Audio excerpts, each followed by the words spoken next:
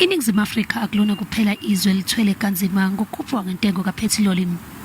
Kushaye kwezwela emazweni amaningi ukuhlasela kweRussia eUkraine nokube nomthelela entengweni yawoyela emhlabeni.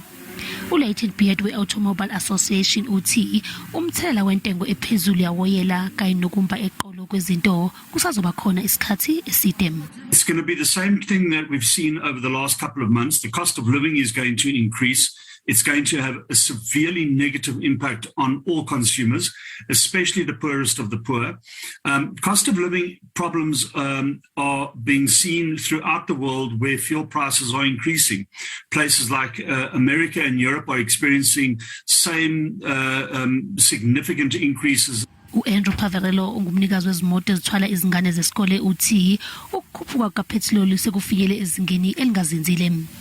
Wazise abazali bezingane ukuthi kusukela ngoNtulikazi angeke esakwazi ukuqhubeka nebhizinisi lokuthwala izingane zesikole. It really depresses me because I've put so much of my time into this business. I've been running it for about 7-8 years now, and it's heartbreaking for me.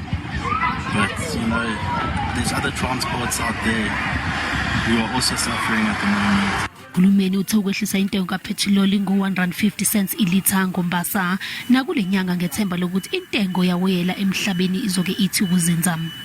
Uma singatholakala isisombululo esingunomphela, abanikazi bamabhizinisi abancane abafana noPaverello bazoqhubeka bathwale kanzima.